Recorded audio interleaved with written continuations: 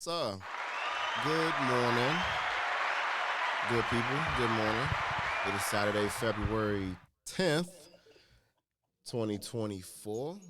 We are Spade Podcast. We are back in the studio for another edition of the program. Scoop is on his way in to the studio, so he should be here shortly. But we have a special guest in the building. Brian, what's up, my brother? Hey, what's going on, man? Ain't seen you in a minute. I know, man. I know, man. Listen, it's this man right here. So we met at work. Yeah, G did. Yeah. We actually onboarded same time. Right. Same position. Same position. Yeah. And I was like this brother's smooth right here, man. He remind me a lot of myself. right. And then come to find out you had a military background just like I do. Right. So it's just crazy how, like, us military veterans, like, we know, we know who's veterans and who's not, Exactly. just because like how we carry ourselves and how we go about our business. Right. And so like just the conversations we had, even like in passing, Yeah, in the hallway. In the hallway, Yeah. I was like, yeah, like this the kind of men I surround myself around, Exactly. like-minded, Exactly.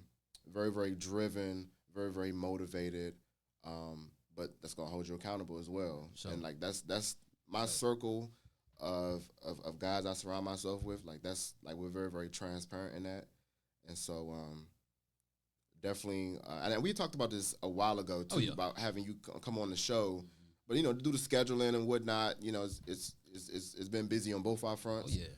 But definitely glad to have you here, brother. Hey, thanks for having me, man. Appreciate it. Big respect. For those who don't know who you are, just introduce yourself. Yeah. Tell the folks out there what you do, where you're from, things of that sort. All right, yeah. It's Tommy T.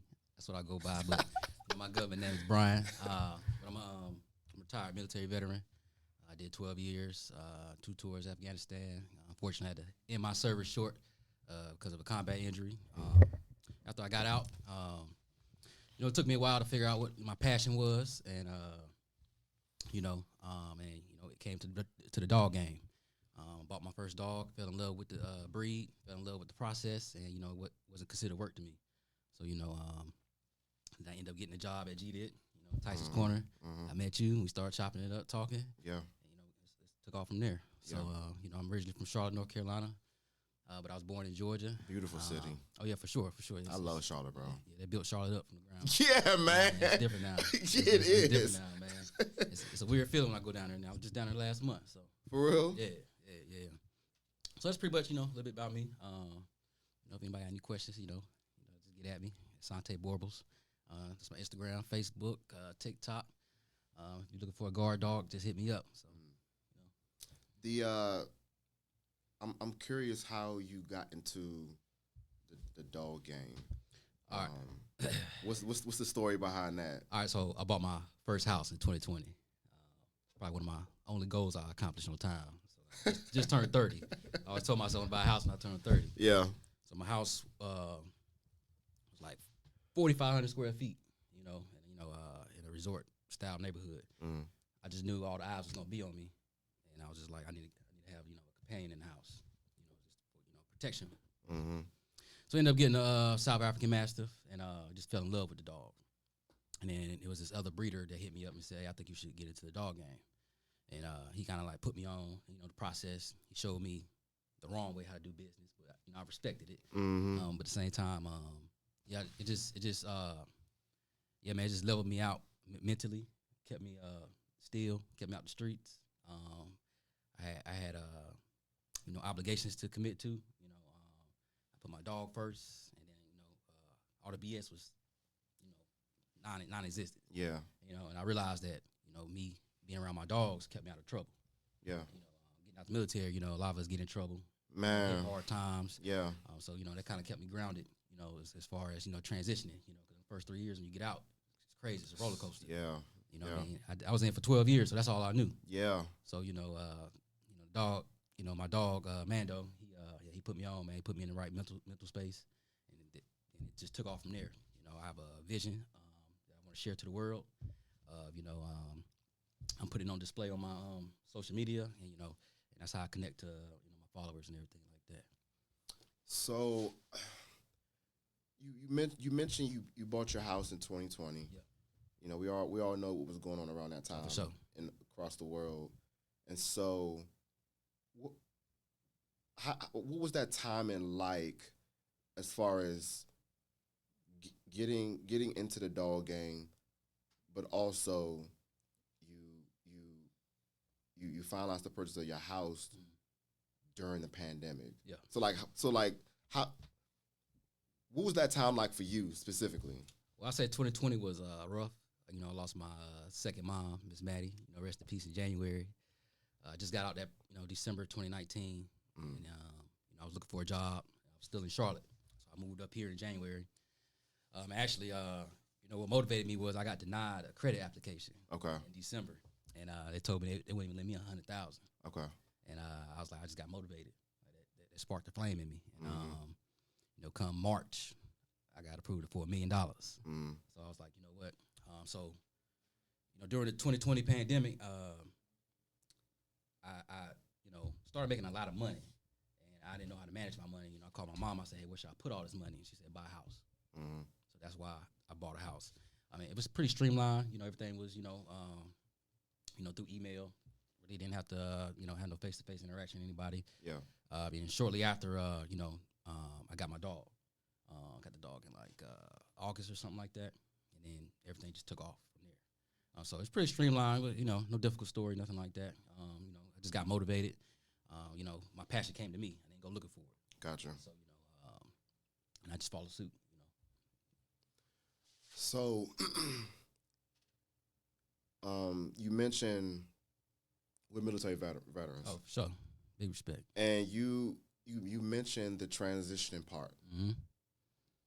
And what I would say is, I think while we're on active duty and we're in that phase of transitioning out of the service,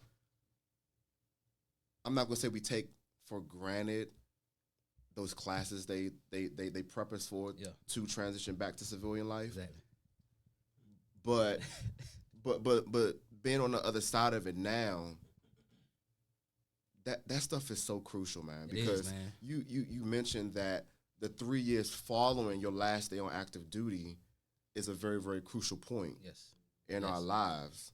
And I mean, as prepared as I was, I'm still, even now, like, I'm still learning all the things that I have at my disposal. Exactly.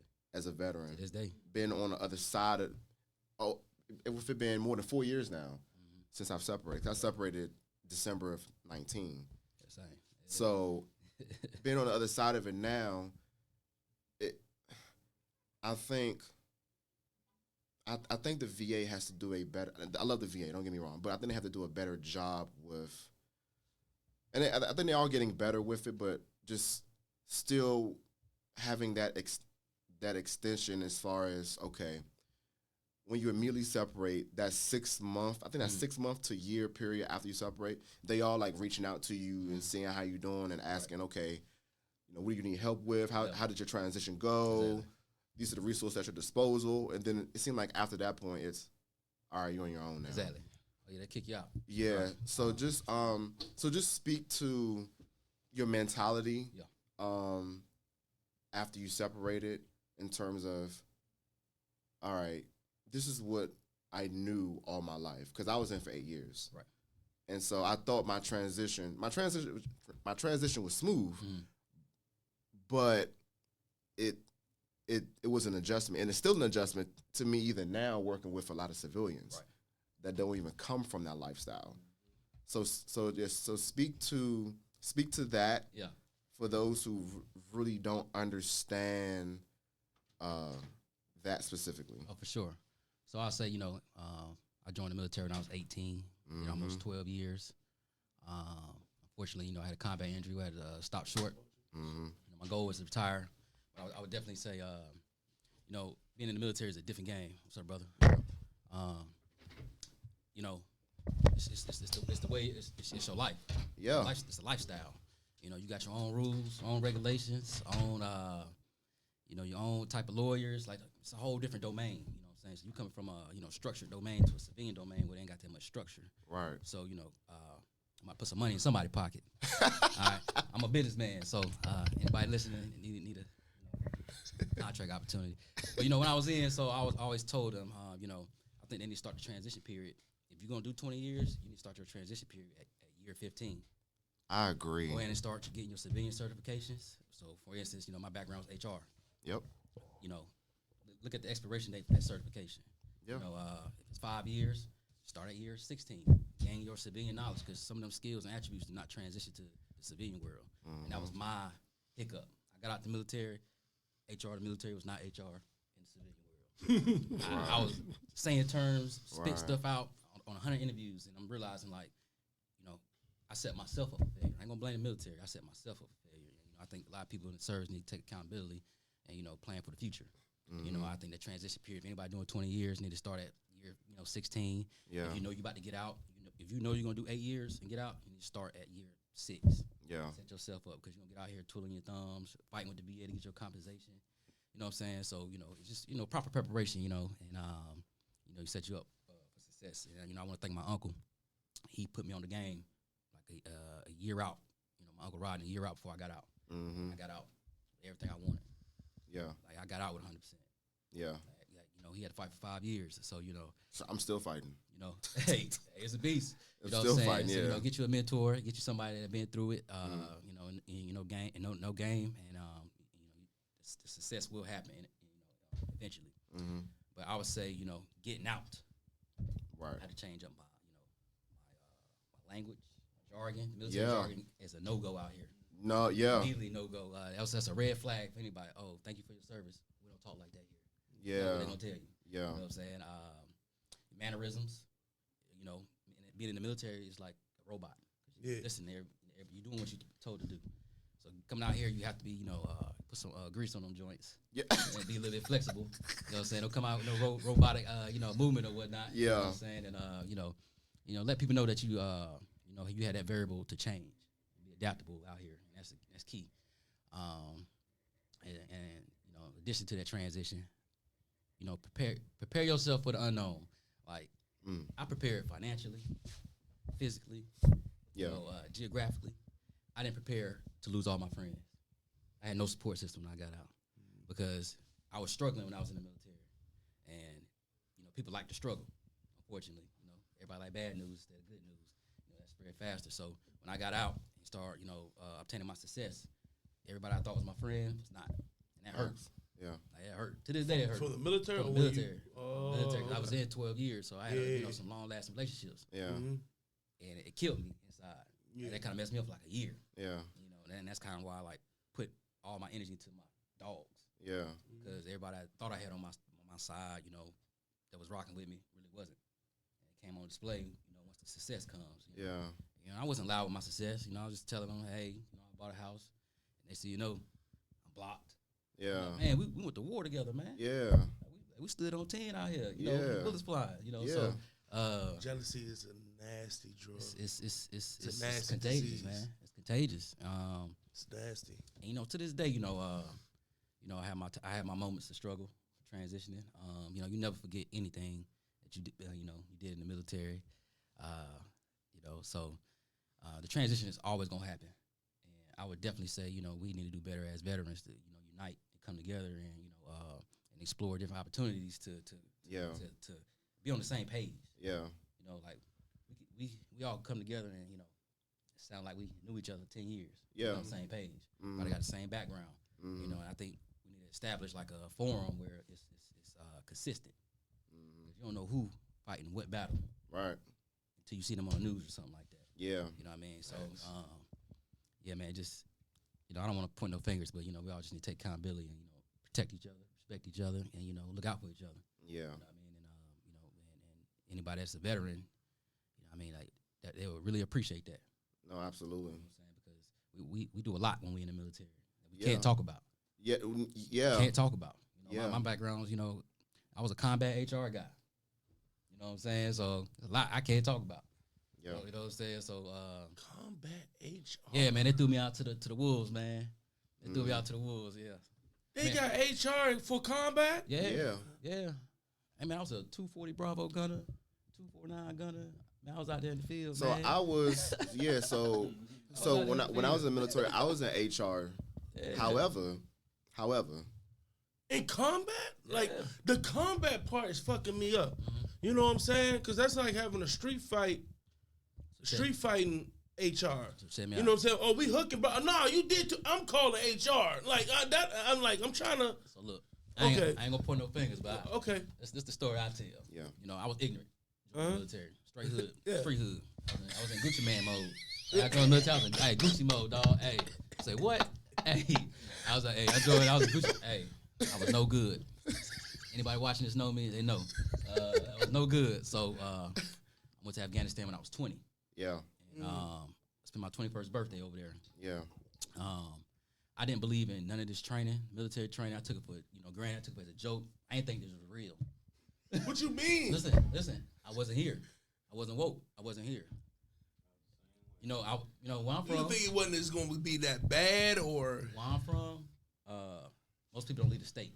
Facts. So that's the mentality I had. Of course. So I'm over there doing all this training, and I'm about to go to Afghanistan. I'm like, fuck Afghanistan. Where this place at? You know what I'm saying? I'm ready. So I go over there. Yeah. 2 weeks in, I'm on a helicopter. Ignorant is bliss, ain't it? Yeah, I'm on a Chinook CH-47. Oh, you're on a Chinook, okay. You know what I'm saying? And we dropped this SF guy off, and helicopter get shot up. Yeah. I see the bullets covered on that mug, and I'm like, oh shit, it's real. Yeah. I got off. Pilot came off. He was a Oh, CW. you was on the helicopter when it was shooting? So I was, doing on the mail run. So this is when I was doing HR. I'm gonna tell you how I got transitioned to the combat, like actually doing combat role. So yeah.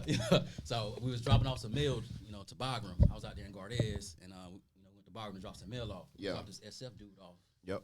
As soon as we took off, tap, tap, tap, all you see is the door gun like this. Both of them. And I'm like, what's going on?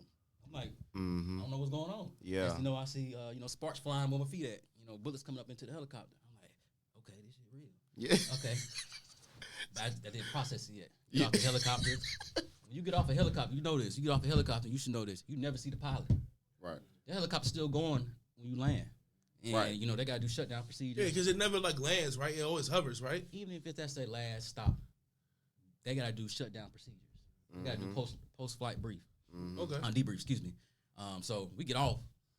The warrant officer met us at the back of the ramp. He was like, hey, look, go tell your unit we took heavy fire. Y'all should be lucky to be alive. I'm 20 years old. I'm like, oh, shit, this was real. So I get back to the unit. It was during I was going back to the unit, and I was shook. I was scared straight at that point.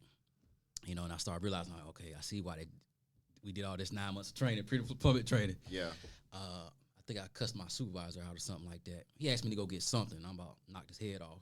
And I went with the PSD team to do to the range. So I started shooting the 240 Bravo. Yeah. Y'all don't know 240 Bravo stand about this tall. Yeah. So the gun was like 2/3 my size. Yeah. So I shoot expert. So our major was like, hey, you going out there with them? You don't belong in no office. Now mind you, I was hood now. I was straight ignorant. Couldn't talk to nobody. My customer service was next to none. I mean, people walk up to them. What the hell you want? We ain't open yet. Like don't come here. Hey, I know it's 9:00. Don't come and ask a question 9:30. That's the time I was on. Hey man, I was ignorant. You know what I mean? So I ended up going out there, and next thing you know, like I'm on mission every day. And then that kind of jacked me up. So like 2010. Tell you how bad it messed me up. I don't remember 2011. I don't remember 2012. That's crazy. And I was, I turned 21 down there. We deployed February 14, 2010. My birthday in December.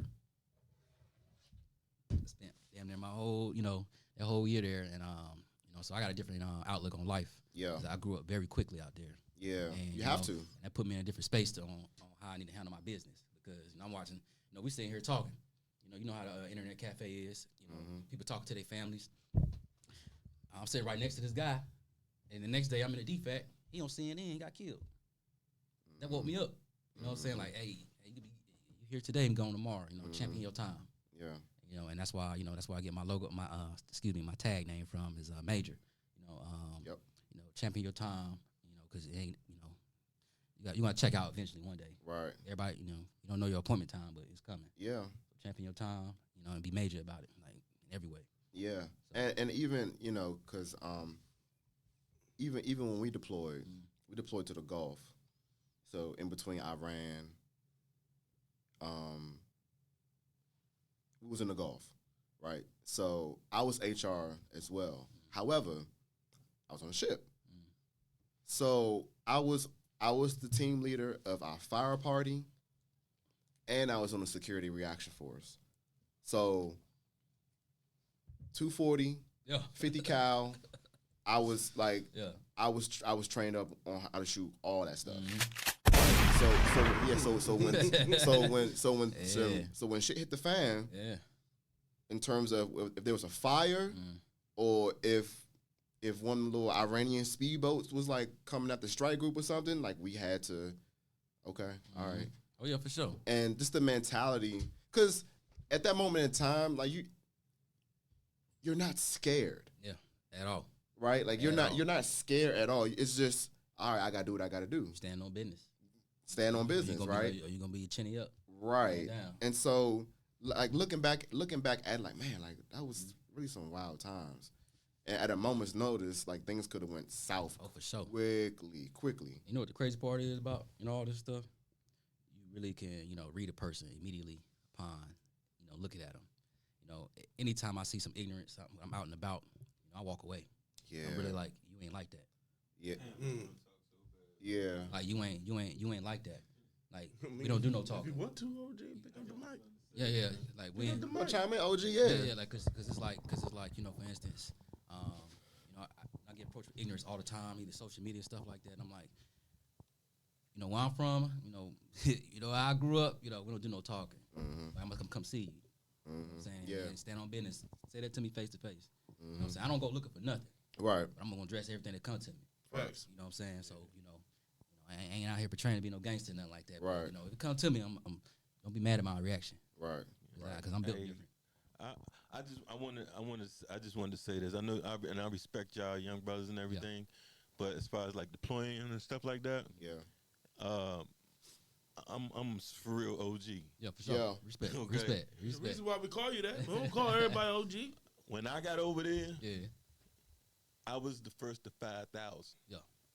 You know what I'm saying? It was like a deployment move. Right. I was that first part. So imagine getting over there in 120-degree weather and there's nothing waiting for you. Exactly.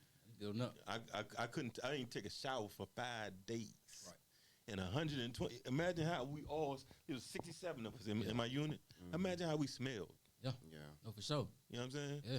It was, and like you said, my 21st birthday. I was so happy because I had spent all my 20s. My teens and up to my 20 in Germany, and I could drink all I wanted over in Germany. But when I got back to the States, I was still 20. I couldn't drink. So my 21st birthday, I just got there. I was ready to drink, and they shipped me over there. I was so like, oh, you mother! Right. I couldn't believe it, man. I was so pissed, man. But yeah, respect to all What y'all. what part of Germany you was in? I was in the Army. I was in the Patriot Unit. Okay. Y'all was in Mannheim. And just like you say, my first dude stayed from Mannheim. Hey, just like you say, it was real when they started shooting them That's real. scuds, and we had to shoot back. Yeah. I was like, okay, it's real now. Freeze up if you want to. It's real now. Let me tell you something. The story, like, he knows this, they know this, but my dad fought in Nam. He was drafted. Oh yeah. Great. And the stories, because the stories he used to tell me was like insane. Like you would see, like, because my dad used to like to teach lessons through movies. You know what I'm saying? The same way. And a lot of people used to frown upon that because like that boy shouldn't be watching this, but like. He like, hey, if you want to be a gangster, you want to sell cocaine, you want to be a hoodlum and all that, this can happen to you. Right. You know what I'm saying? So he used to Right. show me movies like that. I remember he showed me dead presidents, right? So I remember the stories he used to tell me, you know what I'm saying, and seeing people, you know what I'm saying, disavow, they cut their balls off, put it in their mouth. You know what I'm saying? Yeah. Like you thinking like, nah, that's not true. And then you see it in the movie, like, whoa. You know what I'm saying? I'm like I applaud y'all. Yeah. You know what I'm saying? because I know what it can do to a person from experience my father. Right. You know what I'm saying? And he, like, Nam was crazy. Like, he was telling me how he literally saw his best friend get shot in front of him, killed in front of him. He had to carry somebody, you know what I'm saying, that couldn't walk back to base with a bullet in his knee. Right. Showing me the scars and all that. You know what I'm saying? I'm like, man, it get real. Oh yeah, it's for sure. You know what I'm saying? And no matter your position on war, your position on the government, how the military act and all that, no matter what, you have to respect y'all because y'all putting y'all lives on the line. Yeah. Literally.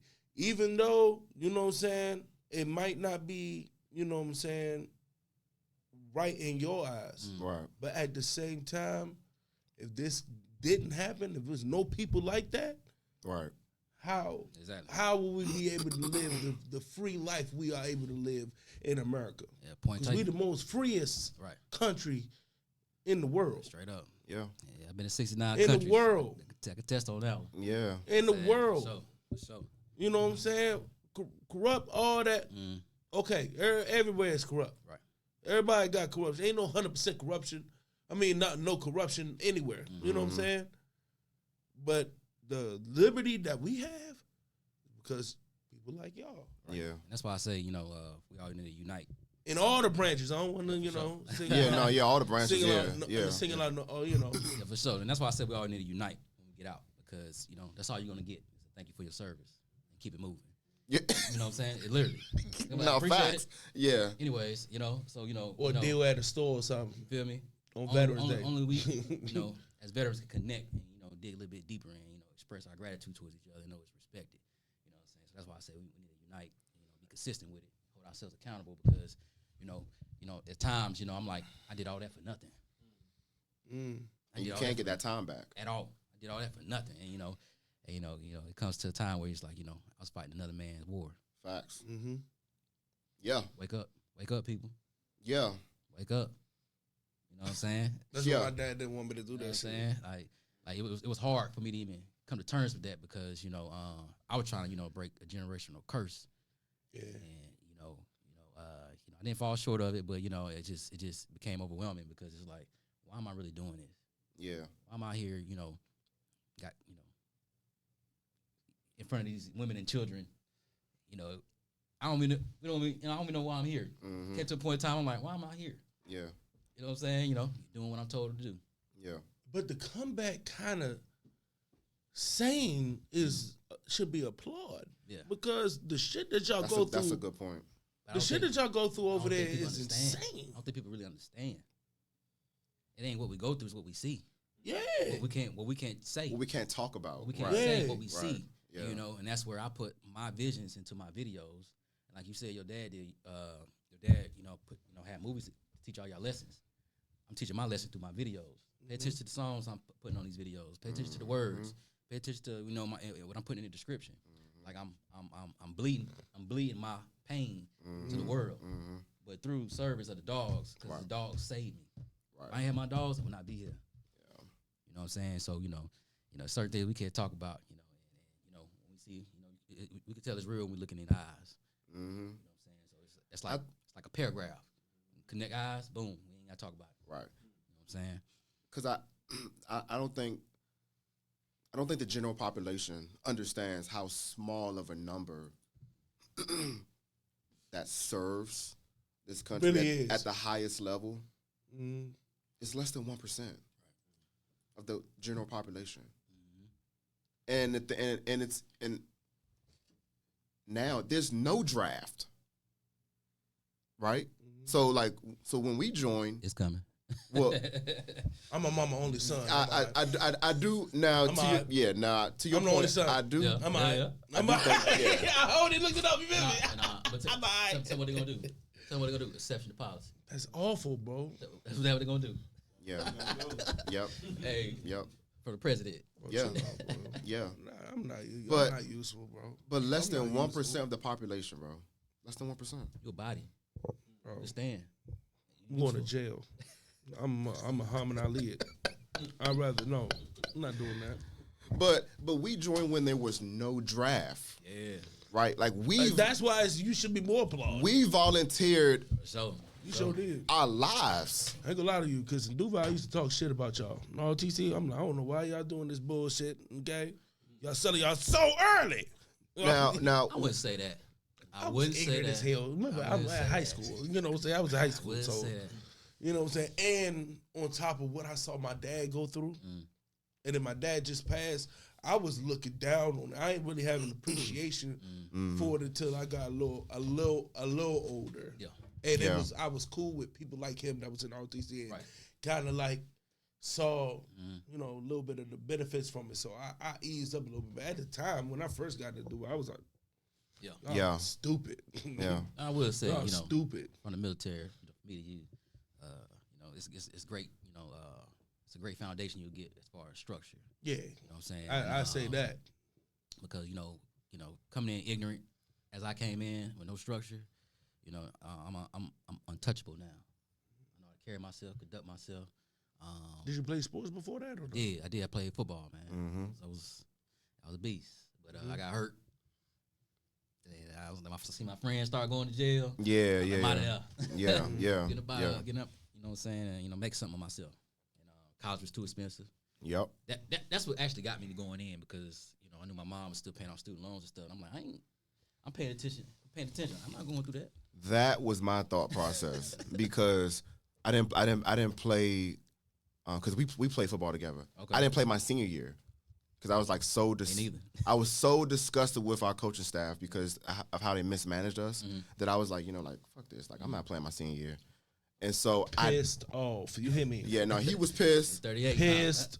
Coach Powell was pissed. Yeah. Him and two others. Yeah. Him? Yeah. Evan. Yeah. And Corn. Yeah. Y'all motherfuckers, I was mad as shit. Yeah. You hear me? Yeah. I'm cussing y'all out every other time I see you. Yeah. Every other time. But go ahead, my bad. And so I needed a plan, right? Because my father, he was in the military, he was in the Marine Corps.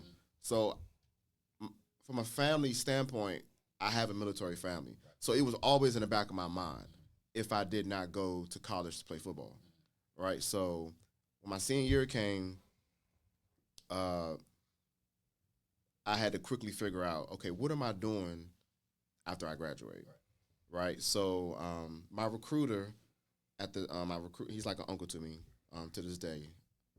He had came to the lunchroom, you know, brought his little stand, his little setup. He was like, hey, if you're interested in joining the Navy, like, let me know. And so my cousin was already in the Navy, had just left. And so I was like, you know what, this would be something different. Besides, because I was gonna go to Marines, like, because my father did it. Like, that's what I know. It's the Marine way. Hey, can I interject you right there? Yeah. So I had a Marine recruiter in my mom's house. I was about to join the Marines as well. Mm-hmm. I read between the lines. I'm pretty sure y'all remember this commercial, the Marine commercial. Motherfucker said right in front of the recruiter, and I was like, all right, that sound good. You know, come to my office on Monday. I was like, all right, bet. Commercial came on right when we was in the living room. It said, only the few can wear this uniform. I ain't doing that. I said, hell no. Nah. Hey, look, I said, hell no. Nah. I went and got a third job. This was in 1987. I was like, hold on, what you just say? I was like, nah, I'm good on the Marines. Hell nah. But go ahead, my bad. Yeah, so I want to create a different path for myself if I did go that way. So I was like, all right, let me give the Navy a try. And you know, the rest was history. And so I already had structure, but it just enhanced everything that I already was before I joined. Dope. And so those experiences that I had in those 8 years, like, I wouldn't trade that. If I had to go back in time and choose go to college on a full scholarship for football or go to the military, I would choose the military. Oh, for sure. All over again. For sure. Just because everything that I learned up until this point from that experience, it shaped and molded me in a way in which I don't think college would have if I would have went to college straight after high school. I would say, you know, the military, you know, enabled me to see the world as it is, not how I want it to be. Yeah. Seeing things for what it is. Yeah. When there's no fairy tale reality world. You know what I'm saying? Like pick up on bullshit, pick up on, you know, like it's a you know, connection. Like the military put that connection in you, like to identify what's good for you and what ain't. Yeah. It's up to you to choose what you entertain. Right. You know what I'm saying? So I agree with you, man. I wouldn't change nothing in the world. You know what I mean? But you know, it is what it is. Yeah. You gotta deal with the pros and cons with whatever you touch, you know what I'm saying? Yeah. No, yeah, absolutely. You know what I mean? That's some different training. I remember I saw a couple videos of sniper training, and they literally got this. They laid down and they like side by side each other. Yeah. It's like maybe 7 of them, 7 snipers, and they literally coming by, shooting right by their head, see if they flinch. Pop, Yeah. you failed. Pop, you passed. Pop, I'm like, bro. I'm like, ain't no way I'm not flinching. Right. You gotta be built different. Like, there's no way. There's no way. But you ain't It can't be a loud bow and I'm not flinching right here. You know what I'm saying? Get alone a bullet by my head. What? Cause one bro, turn- I couldn't. That one I'm like, bro, training I'm done. Look, that's cool. Check it out. That one training session gonna prepare you for the world. facts. You weren't gonna fold on nothing. Facts.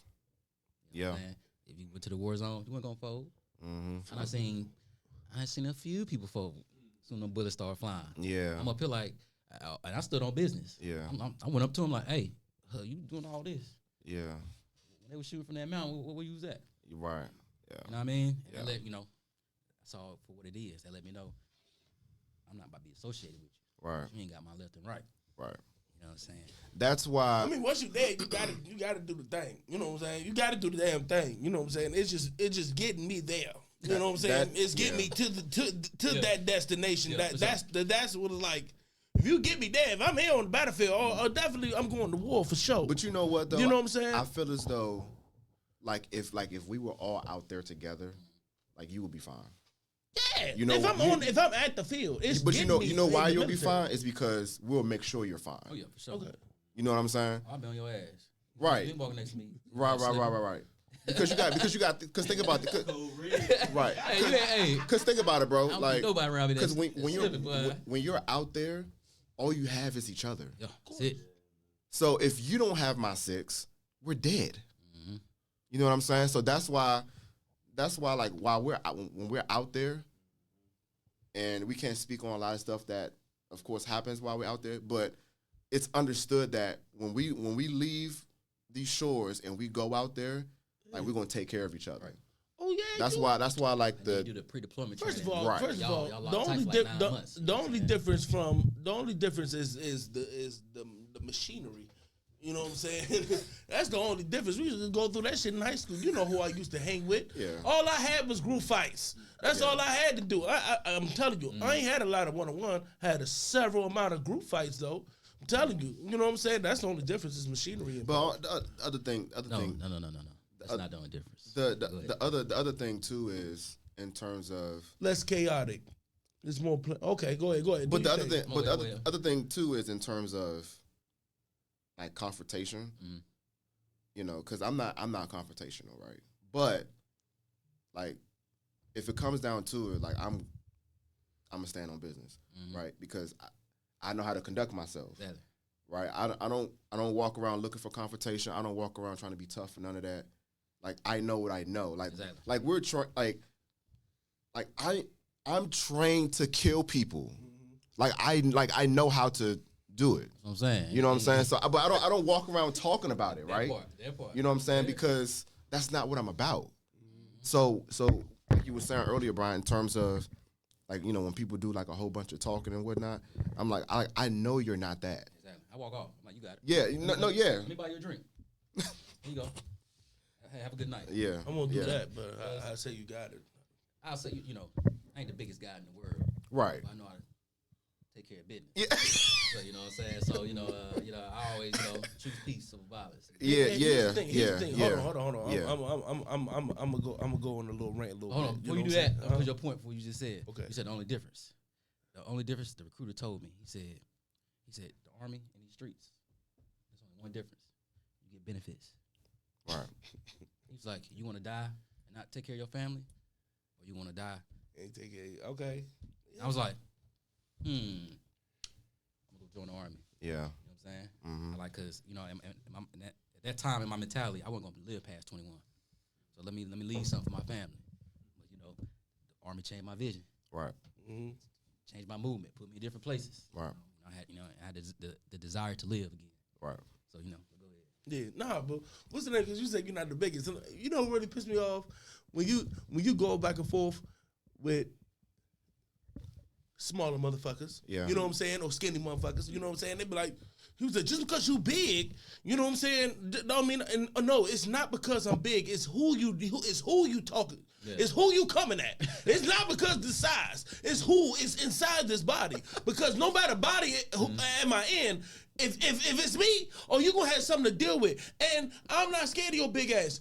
I tell everybody all the time, all the little youngers and all that, you don't have to be scared to get your ass whooped. Exactly. A lot of people that got hard take L's. Exactly. You gonna take an L fucking with me. Yep. And that's all I'm telling you. No matter how big or small, I'ma beat your ass. I don't give a fuck. You know what I'm saying? So go ahead. That is it. I just had to go on a little rant like that. Because they be like, yeah, you know what I'm saying? You big. I don't give a fuck you big. It don't matter. Yeah. You're going to lose, bro. Exactly. I'm telling you. Terrence Man, Crawford. you know that. Terrence Crawford, Hey, bro, that was beautiful to see, bro. You know what I'm saying? That was so beautiful. But y'all When he ever did notice? the arrow, it was so beautiful, bro. Did no talking. Yeah, but y'all wanna know what's crazy? It's always the big motherfuckers got problems with the little motherfuckers. It's never the other way around. No, that's not true. Hey, That's anytime not- I had an issue with somebody, it's always somebody taller, bigger. I'm like, bro, I don't want nothing with you. Bro, more, and I can say the same thing. I can literally say the same thing. I don't know about that. We in bro. different regions. You's a we in different regions. motherfucking I lie. don't know about that. You's a lie, bro. I don't know. You a lie, bro. I don't know. I don't know about that. Think about all the fights you see me in when we was playing football. Not you know what I'm saying? It didn't go crazy, but all the altercations in. Name one lineman. You can't. I mean, but we was because it was always y'all. but we were kids then, though, bro. So, what the fuck is that supposed to mean, bro? Bro, we were kids. It's still the same to this day. I don't know about that. Yeah, man. Because any time I'm out and about and I see certain stuff, it's always dudes who are bigger who think just because they bigger that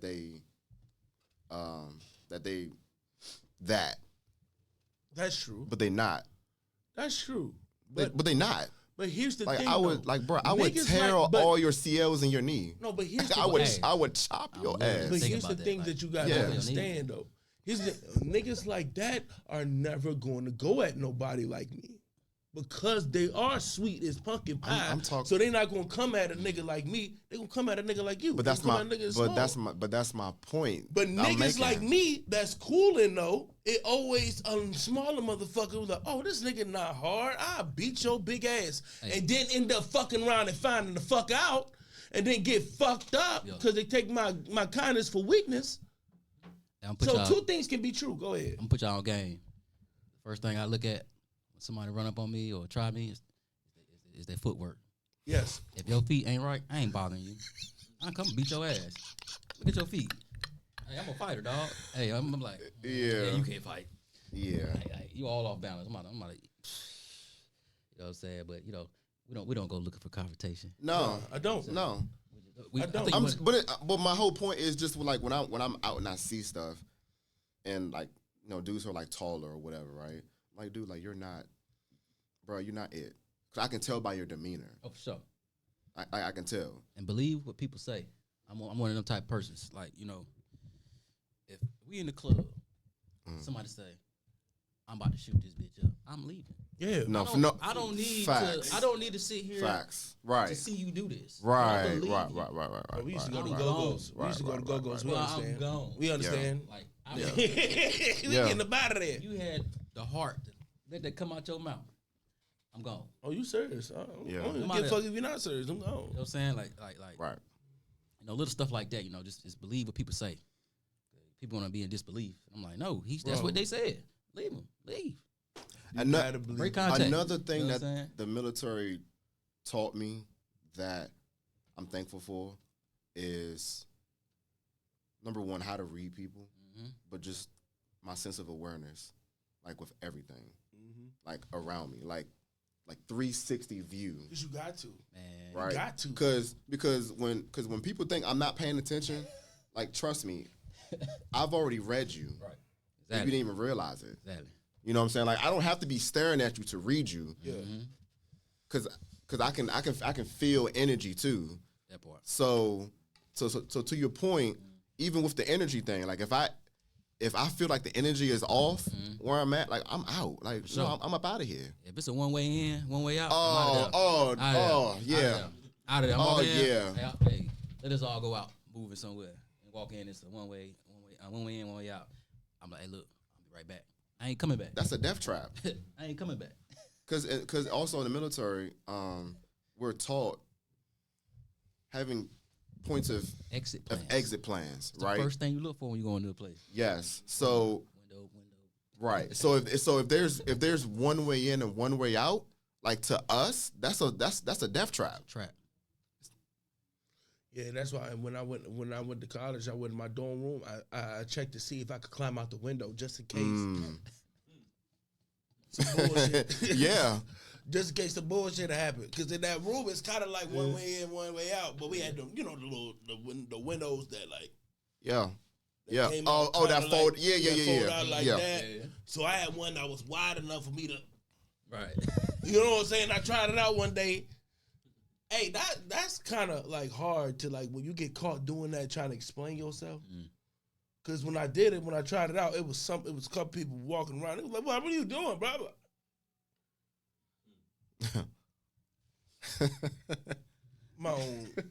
This is my own kind of fire drill kind of thing. Yeah. Just in case some shit pop out, just want to make sure I can Yeah. slip out the window. No, that's important, bro. Because I'm a big ass thing. So you gotta, you know what I'm saying? If you don't have that, then you know what I'm saying? You can like, Oh, for sure. all right, I'm gonna step to the side so they come in. Because I remember too, even like you know, like before I met Sharice and I was going out on like different dates with different women. Mm-hmm. Like they would ask me certain questions like, why do you have to see the exit? Right? And I would explain to them why that's important, like for us. I see everything coming in. You have to see everything that's coming in that establishment.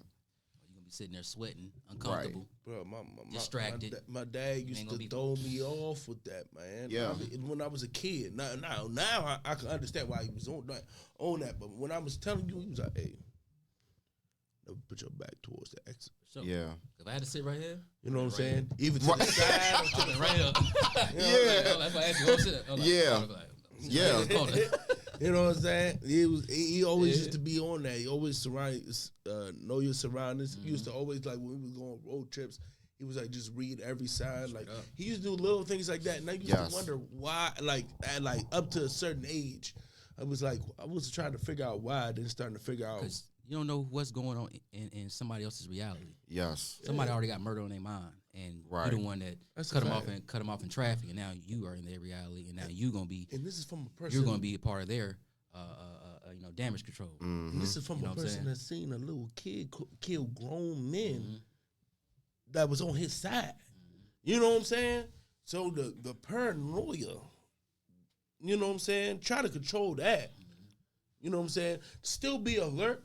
Right. And to still like trying to like, you know what I'm saying, level out your paranoia about still being alert, but at the same time not letting it overtake you to the point you can't even live your life and have a good relationship with the people you love because of it. Mm-hmm. And the older my dad got, I felt like he was getting better with that. Yeah. Like when I was younger, I seen it was still an issue with it, and I can imagine how it was when he just fresh got out. Yeah. And that's what You we're know talking what I'm about, saying? transition. You got to put yourself in an uncomfortable position to get comfortable. Mm-hmm. You know what I'm saying? So, for example, I was intentionally putting myself in these one way ins, one way out, just so I can, grow as a person. Because you're not going to be able to avoid it. Right. You know what I'm saying? So you have to put yourself in that position to overcome that anxiety and that paranoia. Mm-hmm. And when you do that, you see the world different. You start asking different questions. Right. Start paying attention to different stuff. So Right. Hey, and you going through what you went through help you, do what you doing with these dogs. Because these are big motherfuckers. Oh, yeah, motherfuckers Okay? big. Yeah. What's them, King Corsos? Borbles, man. South African Masters. Borbles. God damn! Yeah, they're Borbles, man. Yeah. Bro, the head on the motherfuckers the size of my torso. Yeah, Like, stupid, I'm trying to figure, bro. Stupid. I'm telling you, I would never be comfortable around one of your dogs, bro. I just wouldn't. But you know what's crazy? They probably I would. trainers and all that. Right. Cool. It's But my thing is, it's one of those. If you move wrong, I'm fucking you up. You know what I'm saying? It's like if Mike Tyson, if he was having a conversation with Mike Tyson and he start like tripping a little bit, like Mike. So just imagine this. So I'll use that example. You know what I'm saying? Who will Mike Tyson be without Cuss? Cuss brought that animal out of him. So whatever you put into your dog, your job, your kids, it's gonna be on display. I tell everybody, put love, energy into this dog, and that's what it's gonna show the world. Mm-hmm. And that's pretty much it. I mean, it's a simple formula. You know what I mean? And that's why I can bring these dogs around anybody, and they're comfortable. They don't, like I said, like I say in my comments, they on what I say. They train. They pretty much train. So if I tell them, hey, it's go time, they're gonna go. Yeah. But and I'm not in that line of business of creating I think that's a me type of thing because here's the thing. With me, I think I'm a little toxic when it comes to my mentality sometimes. When it comes to like fight. So like I'm not a type. He noticed I'm not a type of person to try to bring out any drama or get into it with certain. But when it gets there, I'm hyped because I'm anxious to whip a motherfucker ass because all the stress you go through as a black man and all that. You know what I'm saying? I wish a motherfucker would take it there. Now I would never just personally take it there. You feel me? But if it ever motherfucker ever try me, it's up for you because I've been wanting to put my paws on somebody. You know what I'm saying? So like if I be around, if it's just I don't even know him. He probably don't not even looking at me or none of that. If I see another nigga that's my size or bigger, bro, coming at me, I am daydreaming and breaking down how I'm gonna beat they ass, just in case if they act a fucking fool. You know what I'm saying? Especially when I'm in the go-go. You know what I'm saying? I was like, all right. Yeah, it's big dog activity. Dead in his throat. I'm gonna hit him dead in the throat, kneecaps, because he don't look like he know how to check kicks at all. You know what I'm saying? Because I did karate back in the day, so you know what I'm saying. I'm different. Like I kick your head off. Real talk. You know what I'm saying? So like, I think different. You know what I'm saying? So like, I see it. You know what I'm saying? Like that, especially an animal like that. Yeah. If you mess around, and just have a moment, or you just tripping, I'm a. For sure, and these dogs are all built off energy and connection. Yeah, damn. So that's a big one. So whatever type of energy you put into this dog, it's what's gonna be on display, man. That's why I give my dogs number love, affection.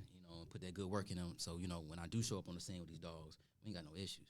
Right. Because like I said, I ain't the biggest. So me and these dogs, probably one of my dogs and I are the same weight. Mm-hmm. Sometimes he walking me. You know what I mean? So, I gotta give him number love so he don't disrespect me to the public eye. These dogs already have a bad perception to the people, too large, they look aggressive, intimidating. Exactly. I'm doing my part, trying to change that perception. Right. I dealt with the same thing. So I can perfectly understand it. You know what I'm saying? Because these dogs change my perception of life. So I'm trying to do it in return to the people. Yeah, because perception can be everything. You know what I'm saying? It also can be a mirage, you know what I'm saying? Because, especially the way I walk, I look like a big ass menace, you know what I'm saying? But I'm a teddy bear for real. Hey, but you know what I don't like? I'm gonna tell you what I don't like. I don't like motherfuckers your size with a motherfucking fluffy French bulldog. I'm like, why you got this little ass dog? Don't come over here. Don't come over here like this. Like, I'm like, when you beat the dog, I got it. I just be looking at me. I'm like, man, y'all funny. It's the same thing with females. Big niggas like little bitches. Yorkie on a leash. You feel me? It's the same thing with females. Hey, look, they're talking the most crap. Goddamn Siamese cat on the shoulder. Come on, man. Chill out, man. Just be respectful, man. Show nothing love, man. I don't know. So What's up? I kind of touched on this at the beginning of the show. Yeah. But I don't know if you've seen the clip I posted yesterday, where there was like street interview, and what was asked was, do men prefer natural or BBLs? Right. So when the women were answering, the women were saying BBLs. When the men were answering, they were saying natural. Right. So let's say that again. So it was basically a little mini street interview. Yeah, right? I think I see the same thing. The question that was posed was, do men prefer natural or BBLs? So when the women were answering the question, they were saying BBLs. Yeah. When the men were answering the question, they were saying natural. So for the most part, let's just debunk this. So for the most part, we prefer natural. Yeah, here's the thing that women don't Major. understand with us as men. So I heard an analogy where BBLs are kind of like vacations. Did I say that? BBLs are kind of like vacations. It's like, I go vacation to Miami. I go vacation to Jamaica. I go vacation to LA. You know what I'm saying? I go vacation to Paris, Dominican Republic. I wouldn't live over there. You ain't gonna stay there. I'm not gonna stay there. You know what I'm saying? Yeah. Because the certain personality of I'm not gonna say all, but most women, when it comes to you getting surgery like that, is skewed. And most real men is not gonna want to deal with that. Right. Because one dude said it, and it's very true. I'm not bringing no BBL to the parent teacher conference. Right. As big as the table. You know what I'm saying? Right. If your ass big as the table is natural, then it is what it is. Don't judge God. He did that. Right. But if you decided to get these two balloons on your hips, right. You know what I'm saying? It don't match. Your mind is off. It got to be a little off for you to do something like that. So. Especially, and there's a lot of females out here that don't really need it and do it anyway. And you be like, damn. That's what make it more disappointing. That'd be crazy. That'd be crazy. Lil Cap! Why'd you do that to yourself? Why'd you do that? Why'd you do that to yourself? Do you remember the video back in the day, I Got a Crush on You, where she had a different wig, she had the button nose? What happened? Why'd you do it? Why'd you do it? She on date. Cause you don't want to see that shit. That shit is awful. What she did to her face. There's plenty of it, but that one hurt my heart. Cause that was my first crushes as a kid. And the fact that she did that to herself, it hurt my spirit. She didn't have to do that. Yeah, man. She didn't have to, bro. I say, my opinion on it, I respect all people, Oh, yeah, I respect everybody. I ain't gonna get it. disrespect because you have a BBL. I'm not gonna wife you, though. That's a personal choice. Yeah. I'm too real to have something fake beside me. You know what I'm saying? Right. And, for me, my take on it, I feel like you really got some issues mentally. You have to go get cut up to have you feel better. Yeah. That's a you problem. You need to fix that first before you even resort to that method. And little booties matter. And like I said, I think, again, there's nothing wrong. I feel like they're rental cars, Shout out to whoever, said that. Hey, I'll drive you. You feel me? Right. For a couple of days. Right. But I ain't take you to my mama's house. Right. Nope. No facts. I ain't take you to no wedding. Nope. I ain't take you to my kid's school. You know Nope. what I'm saying? So, it's just temporary fun as I see it. Yeah. And you let me know what type of time you on. That you care about your looks. And it's overpowering, that much. That much that like you want to that go much. do that. Like, if you got all your eggs in a row, you set, you got your business together, by all means do your thing. But if you out here, ain't got your college education, getting BBLs, like doing, hustling backwards, I should say, like, don't expect anybody to invest in you. Yeah. Facts. You know what I'm saying? Like, expectation management, you need to understand pros and cons of, going to get this, life-changing surgery. You know what I mean? For me, it's about the symmetry and house proportion. It's not appealing to my eye. Yeah, for sure. But also it goes against the Bible. Like you altering God's creation. Yep. You know what I'm saying? Like you said, Scoop, there's quite a few women out there who have beautiful natural bodies who've gotten BBLs. Right? And that's why we have this dynamic now across the community in terms of a lot of our sisters think that's what we like and what we prefer. But it's the complete opposite. Yep. Like that's what we want to try. If you really want to know, that's what we want to. If you really want to know what we like, ask us. Y'all asking each other. Ask us. Right. Message. You're not coming to the source. You going to your other else. sisters. Yeah, you go to everybody else, but asking it. But you're not coming to the source. You know what I'm saying? Like, hey, what do you like? And that's the thing. It's frowned upon if they come to us and ask us, hey, what do you like? They got too much pride to do that. Exactly. Because for the most part, we know what they like, right? And they don't even realize it.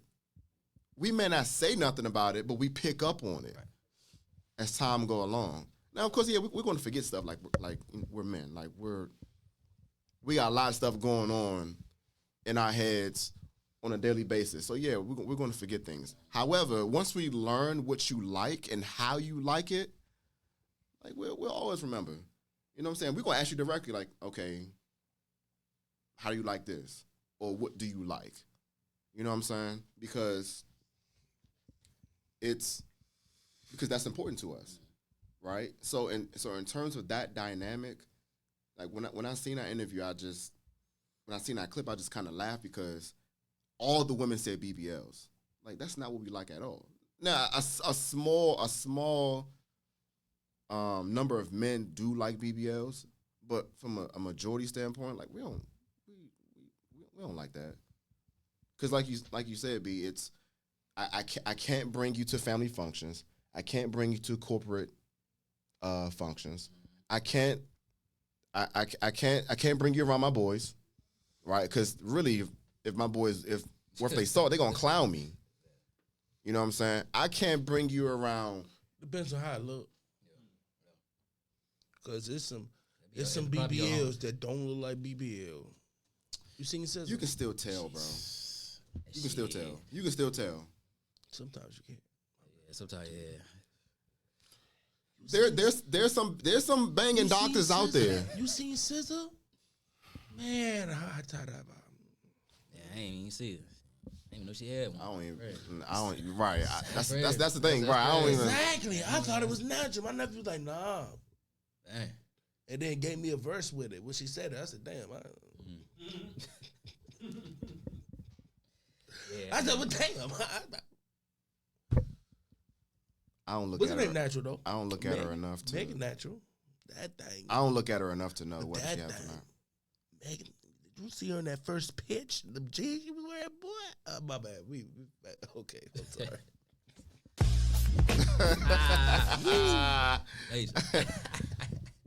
But overall, natural. Natural's the way to go.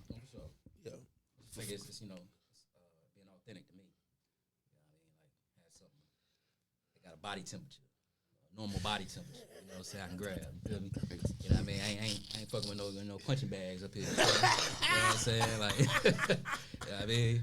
Like, because after a while, that punching bag is going to change shape. That shit gonna get deflated. It's going to change shape. You feel me? Like you gotta have maintenance.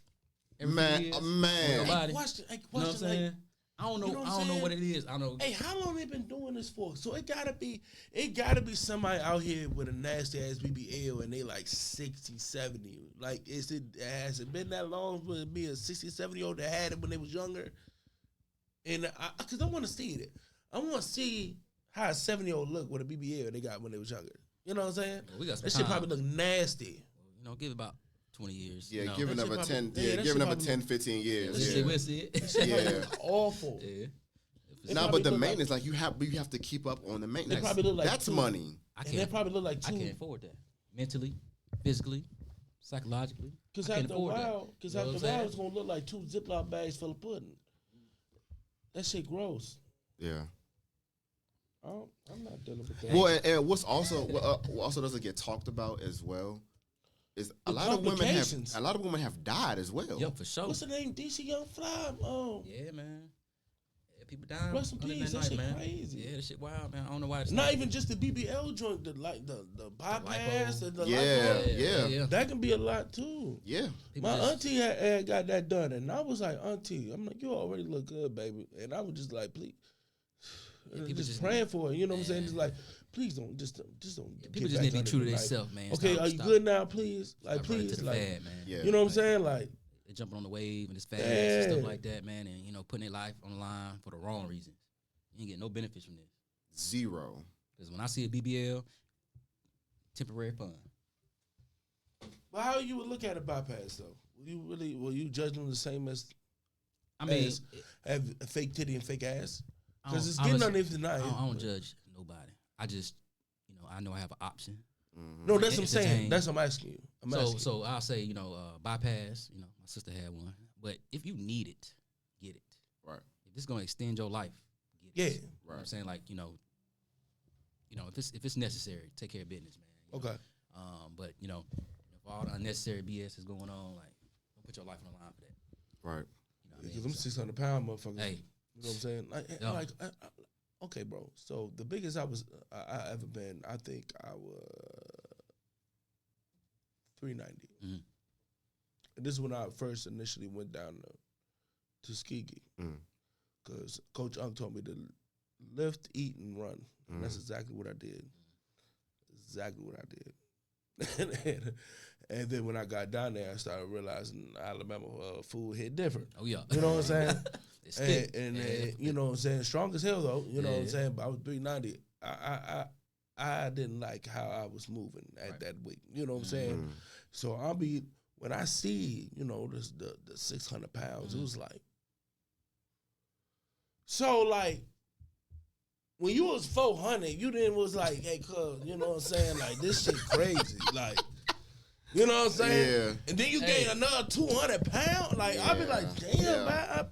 You know what I'm saying? Like, no, what's I didn't the- like that feeling at all. What's You the know guy, what I'm saying? what's the guy that be doing the voiceovers of that 600-pound? Well, it's a couple, bro. It's a couple. Man, he's from Georgia. It's a couple, man. Yeah, I be trying to watch my words with that, but like Yeah. I be saying the same thing, like why you didn't identify this when you was 350? Yeah. Now You know what I'm saying? Now you 792. And I feel like I can say that because I'm a big dude. You know what I'm saying? So it's like, come on now, dog. Yeah. Like, I ain't like being 350. You know what I'm saying? And how I look at it is, everybody got their trial, tribulations. No, I get it. I get it. It's a reason why I got up Yeah, there. I just be happy It's a- that they finally taking action. Yeah. You know what I'm saying? But I'm not happy with when I see that they, be sneaking food and shit back. When the cameras cut off. I be so happy for them. Like, yeah, man, get your life together. Right. You get the words on the screen. Over the past month, Yeah. Yeah, shit fucked up. Jasmine gained Yeah. 68 pounds because camera start rolling. Like, all right, come on, man. Hey, bro, because it used to be crazy when they supposed to lose a certain weight so they can get the bypass and then come to the joint. He be like, you gained weight. Like, I was like, what's going on? And they got the wrong people around them, man. Bro, it's awful. And then it be the people that, you know what I'm saying, they be in relationship with, And they all be married. enabling that behavior. They all be married. Be married. Most of them be married. All of them. Shit crazy. All of them be married. How? Let me tell you something. What they got going on? Let me tell you something. Stop giving her food. What's wrong with you? I would just, and some of these people, I be like, what's wrong with you? What's wrong with you? She can't even bathe herself, and you just gave her 12 enchiladas from damn a Taco Bell. What's wrong with Well, you? no, I mean, I blame yeah, you. yeah. I blame you just as much. Because what type of I blame conversations you. are y'all having? You feel me? Hey, did y'all see the episode when the whole family was big? Yes. No disrespect, Yeah. no disrespect. They went to go get pizzas. Yeah. They got 10 boxes of pizzas. And it was on like four, They five of walked them. in with 5. Listen to me. They walked in with 5. Somebody hit, I think it's Justin Whitehead. Something Whitefield, somebody, he be doing the skits over that stuff. I was like, yo, where's the accountability at? At all. And even with the cameraman, the people with the cameras, y'all need to say something to these people. Like, you just gonna eat 5 pieces in front of this camera and think we ain't gonna put it on live, national TV. know what I'm saying? Like, come on, man. The producers, hey, I couldn't be no cameraman. I like, bro, for Not the cameraman. Just like, I'm like, for real, bro. I'm like, real talk, bro. Man. come on, man. Hey, real talk, you just had 17 omelets just 2 hours ago. Motherfucker just sitting there filming, watching TV. Crazy. You know what I'm saying? They cooking packs of bacon. Packs. You know when somebody, they be like, you want 1 or 2 or 3. They be like slices, Look, pieces of bacon. With seen them, it's like you want 1 or 2, 3 packs. Check this out. A whole dozen of eggs. They got a whole dozen I of seen eggs. this cameraman, man. A loaf of bread. I'm like, check it out though. I cut this cameraman out, man. You know, it was, you know, black. There was this black family, man. You know, no disrespect. You know, the lady was part of the show, so you know, of course she did. She was literally sitting right here, and 2 kids. 1 kid was right here, 1 kid was right here. The husband made some spaghetti. The plate, he had 2 plates. I'm like, oh, these for the kids. Put it right in front of her. I'm like, yo. Dang. Hey, look here. This hey, I'll start to look up the producer of the show at this point. It was 2 parts. Hey, check me out. It was 2 parts. They gave the kids their plates. And it was crumbs on this plate. That's Then crazy. He came and gave her the ranch. Now, mind you. On spaghetti? Listen to me. A lot of people do She that. said she squeezed it all. Just It's like piece of ranch. It's like piece of ranch.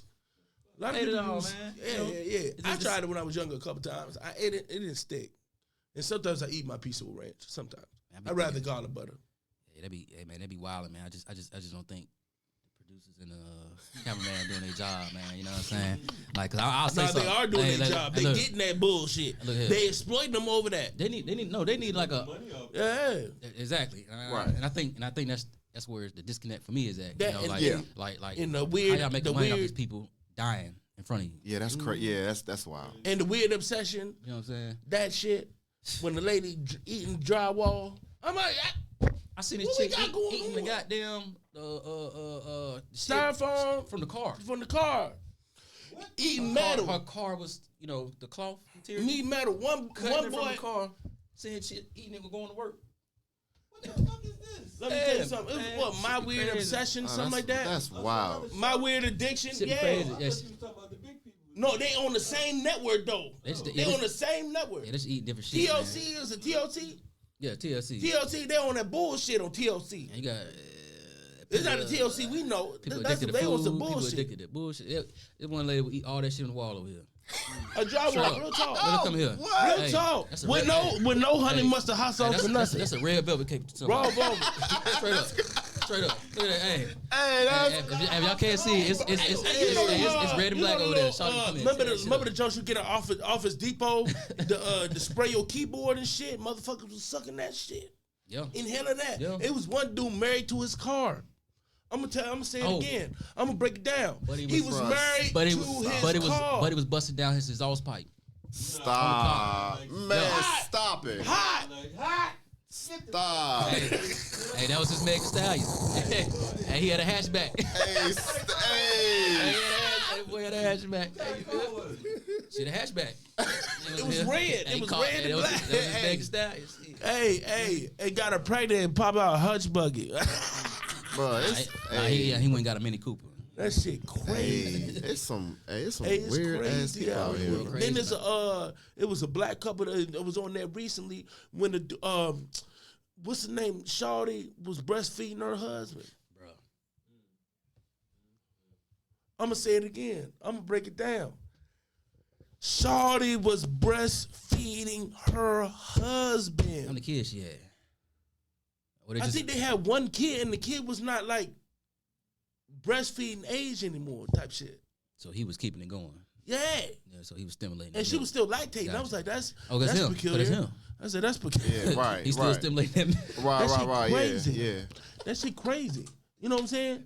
That's he said crazy. for Wild, breakfast, lunch, and dinner, nigga. Yeah. No, that's crazy. Yeah, that's wild. That's For wild. real, that's the milk we supposed to be drinking. Hey, We're I supposed mean, to drink milk for real. Hey, But like, hey, get it how you live, I guess. That's the most less weird thing They say it's that I've sweet. seen. It's still They say weird, it's but it's sweet. hey, I have accidentally had breast milk, so I did too accident. You know what I'm saying? I think It's an accident. somebody threw a bottle I of was like, milk just. Oh, okay.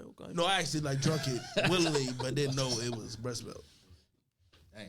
Yeah, I was like, ooh. What is that? I said, Mama, what kind of milk is this? We put it in.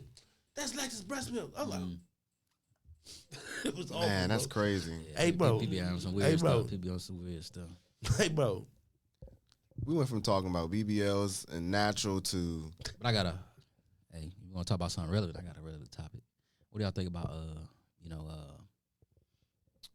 haters? I should say. Like, Here's the thing. Here's the thing I got a about good haters. point. Haters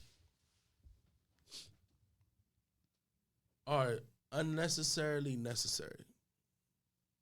And I'm going to tell you why. They're unnecessary because it's like, why hate on another human being? But you know when you're doing something good if you got a hater. Major. You know what I'm saying? Yep. So it's like, damn, bro, why you hating? But at the same time, I must be doing something real good out here. If I got a pack of haters mad at me, because we came from the same place, or we look alike, but we on two different paths. Don't get mad, catch up. Yeah, I see. Don't get mad, catch up. Exactly. I see it as, I would never address a hater, but I will use that as fuel, gas. Accomplish what I need to accomplish. Unless it depends, because you know what I'm saying. They step over that line, like okay, see, I was ignoring you. Now you got my attention. You know what I'm saying? Like, what's up with you? See, you know what I'm saying? But you got to find a balance with that. yeah. Nobody will have my attention, especially no hater. Because my thing is, if you hating on me, that means you ain't out here accomplishing your goals and ambitions. So I'm not even about to address you. We ain't on the same wavelength of the direction of growth. You know what I'm saying? Yeah, but no. But sometimes they try to get into your path, try to tear you down. You know what I'm saying? In the way that you have to confront it in the situation. You know what I'm saying? Hey, look. It depends. It really do depend. Sometimes you do gotta Block, delete, repeat. Oh yeah, of course. Of course. But they come to you face to face. So now you gonna get what you want. It really happens. Yeah. You know what I'm saying? But Precisely. Precisely. I get it. Yeah, right. I you definitely right. yeah, I mean, I could see it from both sides because, while you going on your journey, there's going to be things that do come up. Sure. That's going to impede your Gatekeepers. You know. Right. You got gatekeepers, and people of haters that in high sort. spaces. You know what I'm saying? So there are going to be obstacles that try to block your progression towards moving towards your goals. So sometimes, you might have to put the flamethrower to them and torch them. You gotta address it. Yeah. You know what I'm saying? Or you just go around it and just proceed on. Right? So I mean it just depends on how it comes. Depends on the situation. Right, because the people that hate on you the most are the ones closest to you in proximity. A hater is an undercover lover. They don't know how to express themselves in a positive manner to you. You know what I'm saying? And that's why I always, my motto is, I create my own lane, manage my own traffic. Right. You know what I'm saying? So, I debunk a lot of people on a day-to-day basis, because I'm like, we ain't on the same wavelength. He could tell you. You know what I'm saying? He could tell you because in school, I knew a lot of people, but I was always by myself. Yeah. Like I would always just be by myself, walk alone. I don't want to hang around a group of 25, 30 people. Major. You know what I'm saying? Like I may know those people closely, but I don't want to be around y'all at the same time because I really don't know what y'all mentality may be on one day from the next, right? So, for the most part, while everyone was going with the flow of traffic, I'm swimming upstream. Yeah, sure. Everyone's going downstream. I'm going upstream. Like, Vic, where you going? Like, I'm going where I want to go, how I want to go, and get there. On my own militia. You know what I'm saying? I don't have to be around 50 people to make it seem like I'm valid or more than what I am. Mm-hmm. You know what I'm saying? Yes, I know a lot of people, but at the same time, those people that you know, everyone isn't there with you to necessarily help you either, right? Amongst that crowd, someone is a snake. Oh yeah. Someone is watching you, watching how you move, watch how you talk, watch what you do, so that way, potentially later down the road, they can take advantage of a situation and hurt you, right? So that's part of the reason why I've always like walked by myself and just done my own thing, because I can control me. Exactly. I can't control what everybody else got going on. So, yeah, man. Same outlook on that. So another topic that we have, Sharice actually brought this up to my attention. She was like, "Have y'all talked about rejection in all aspects of life?" And I was like, "No, we kind of touched on it, but a very specific right rejection, right with females, right. We talked about it, but you got to deal with rejection in all type of life, especially from the background that we came from, sports. Y'all be in the military, yeah, you gotta face some hella rejection. Oh, for sure. Yes, You know what I'm saying? Hella rejection. One of the toughest things I ever had to deal with was initially my junior year not being on varsity. That fucked with me. Mm-hmm. You know what I'm saying? Because like after sophomore year, you're like, okay, let's get it. We playing football now. You know what I'm saying? Mm-hmm. So like the start, like I had a couple days on JV. It was like, so what are you saying? Mm-hmm. You know what I'm saying? Right. Yeah. Mm-hmm. So you know what I'm saying? Instead of like swallow, just being in my feelings, bro, I balled the hell out. Mm-hmm. So I was like, okay, Yeah. that's what we need to see. Come on. Yeah. All right. I appreciate it. You know what I'm saying?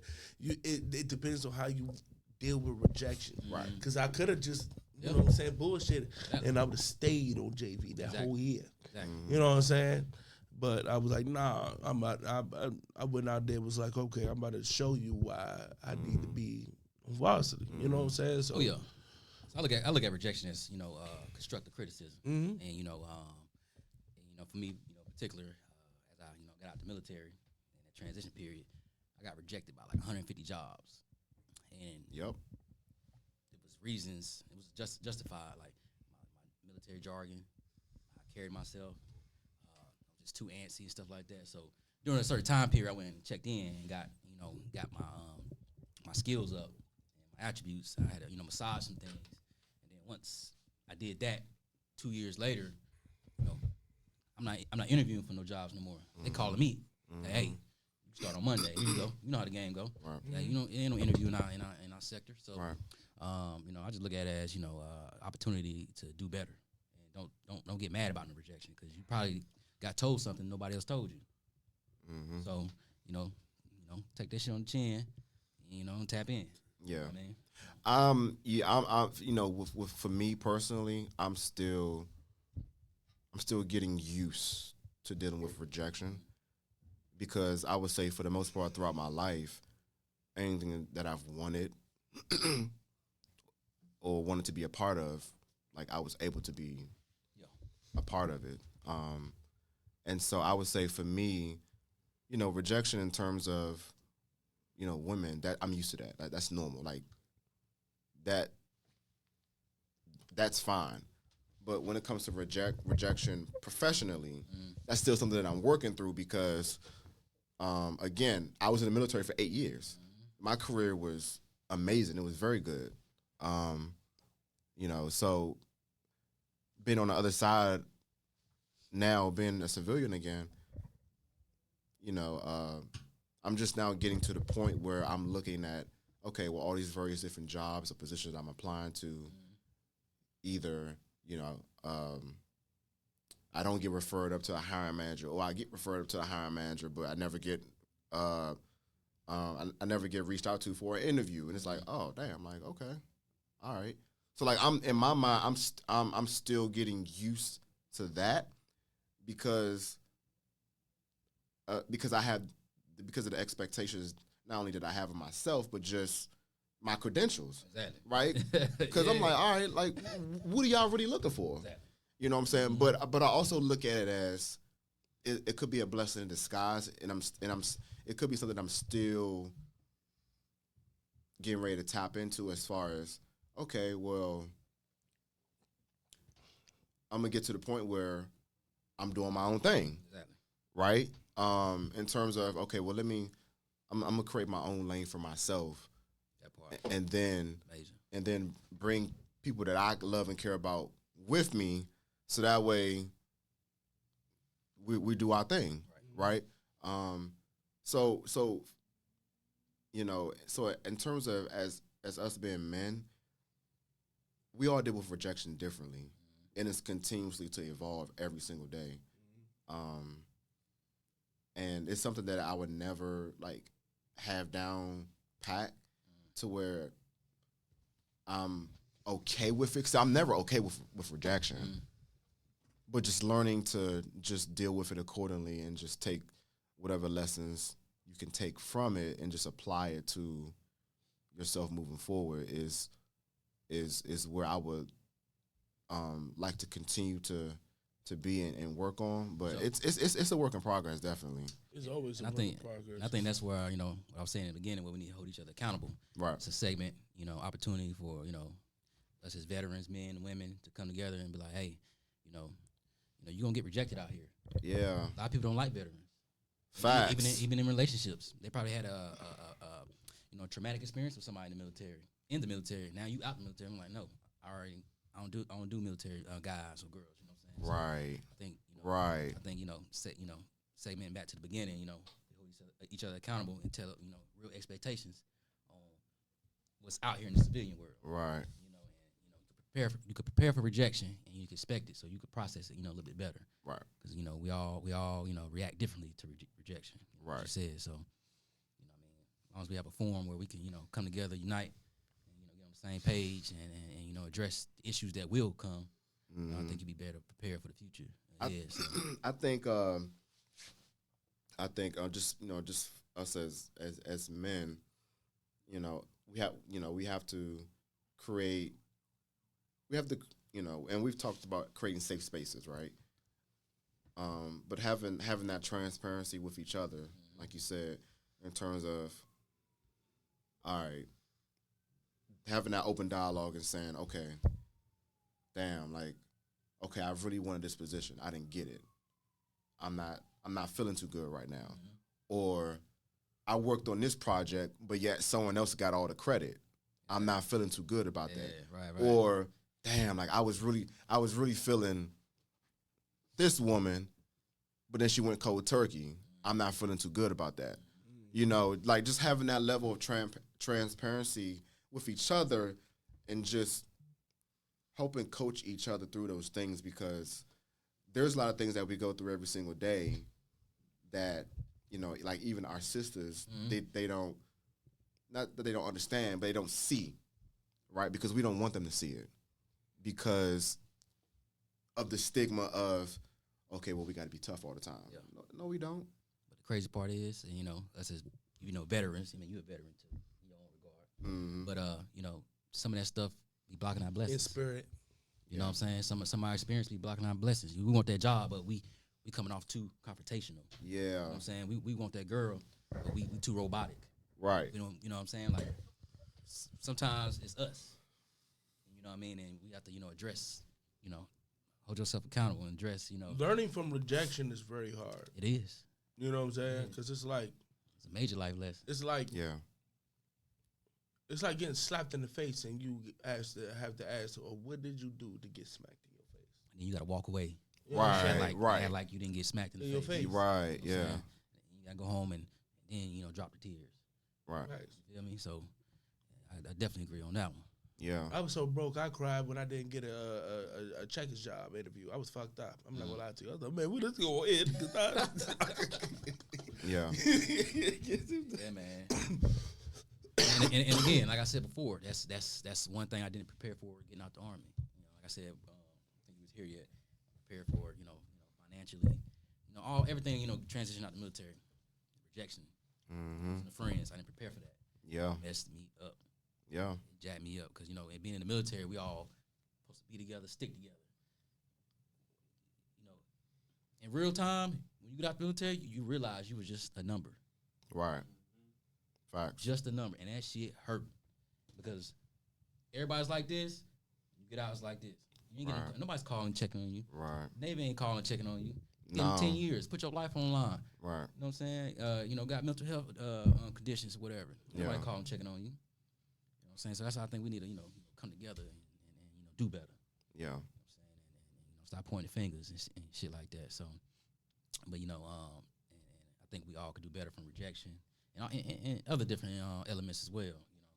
You know, help us better transition and be better men and women out here in this society because, you know, everybody doesn't think highly of veterans, and that's why we get rejected. And isn't that crazy? Yeah, that's what I'm saying. Isn't that crazy? You got it on. Thank you for your service. You got it off. Thank you for your service. Walk off. You know what? But just like real quick, I remember when I would go to the grocery store in my uniform, people trying to get out my way. Right? Thank you for your service. Oh, do you need this? Do you need that? Right? And take off my uniform and put on my regular attire. They don't see you. They don't see you. They don't see you at all. They don't speak. They don't ask you, do you need any assistance with anything? Exactly. I'm the same person. I was just here yesterday. Yeah. Facts. I was just here yesterday. Big facts. Today, I'm here. I don't have my uniform on. Treatment's completely different. Yeah, because they do that just so they can do that bullshit. They was like, okay, you got it on. Thank you. But when you regular now, like, I don't give a fuck. Even at work, right? I work with, you know, very, very high level people. Mm-hmm. You know, now of course, I've established those relationships. You know, and people know who I am. But just, you know, people who don't know who I am, like when I have a suit on, people trying to get out of my way, right? When I don't have my suit on, it's no acknowledgement, no eye contact, Sure. none of that. For sure. Like, I'm the same person. You know, I'm the same person. And it's just that human dynamic is just, it's so weird to me just because, you know, regardless of who you are, I'm not judging you. Exactly. Right? You gonna do what you do. You're human, whatever. All right, cool. But regardless of what your position is, like, I'm giving you the same amount of respect. That's just how I operate. So I'm gonna say this. You know, me and Vic worked at the same job. Mm-hmm. I left. Yep. Making buku money now. Yeah. Buku money. You wanna know why I left? Damn, they said buku. They ain't respect me as a person. Mm-hmm. They tried to get me to do something that I knew wasn't in my, PD position description, Mm-hmm. and I checked them on it. Mm-hmm. And They ain't like that. they didn't like my rejection. I got so comfortable with being rejected. I respect myself first. Mm-hmm. Fuck a job, fuck that money. No, Right. I'm putting myself first because Right. I put in the military. I put everybody else first. Exactly. I put the whole world first. Yeah. Now I'm out. I'm putting me first. Yeah. So we had a disagreement. I'm like, oh, y'all must not know who y'all talking to. Yeah. I walked right up out of there, gone. I ain't tell nobody nothing. So I'm like, y'all ain't gonna disrespect me Mm-hmm. and giving my skills, Mm-hmm. giving my credentials. Y'all ain't about to little boy me.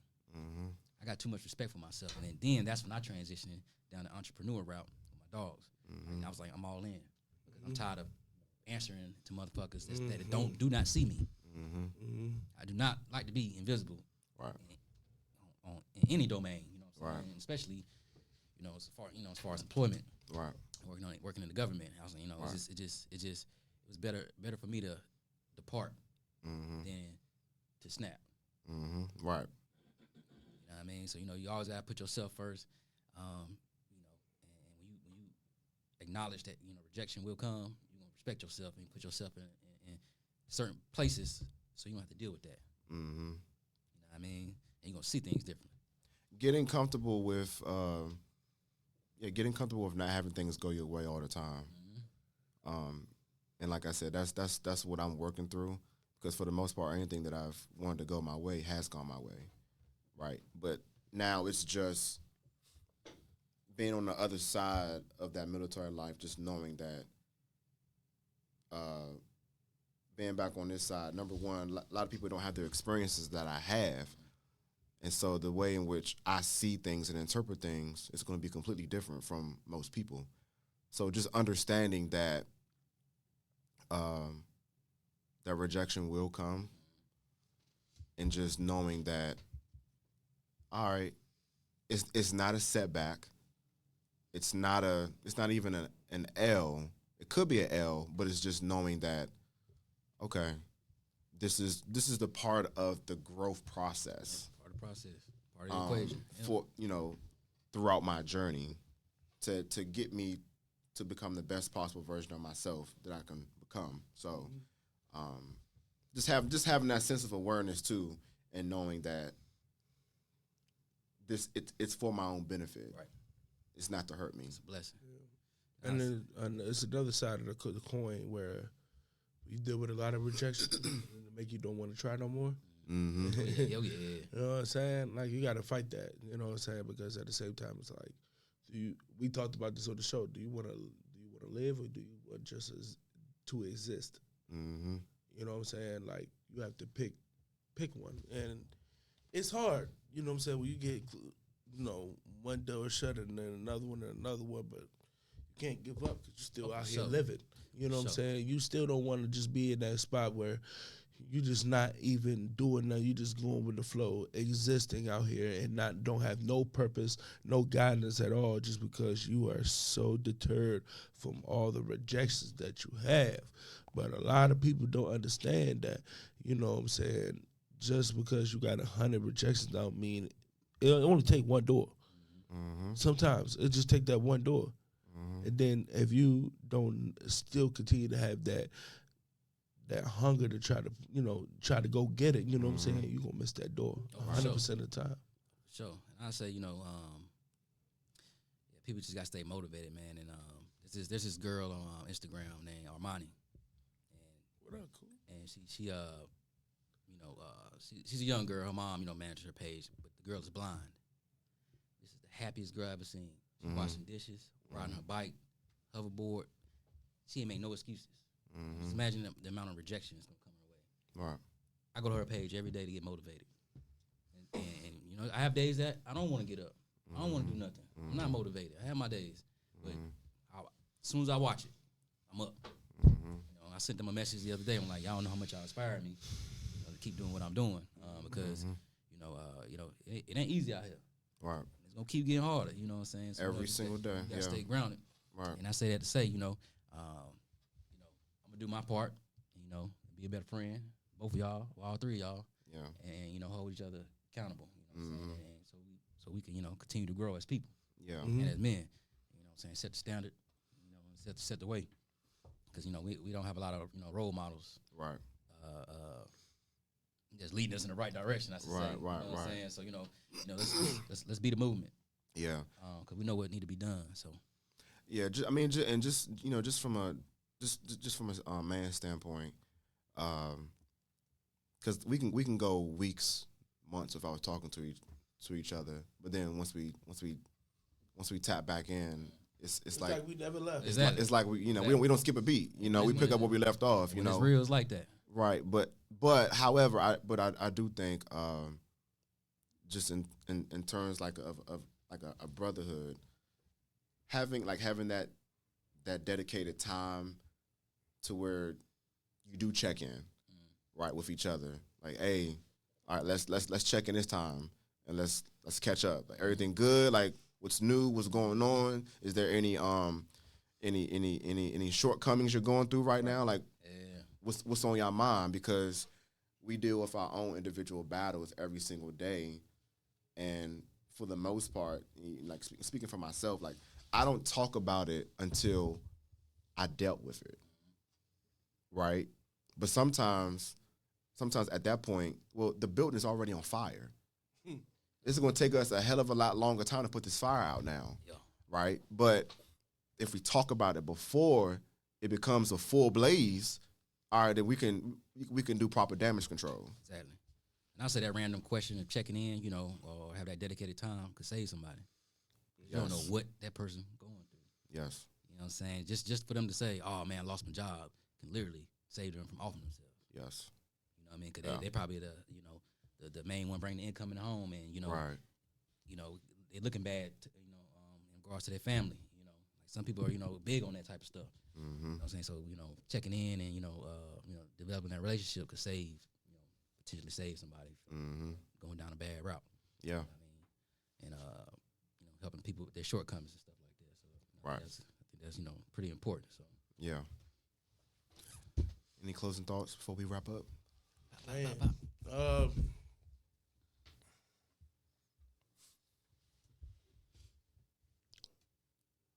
Continue to strive for greatness. You know what I'm saying?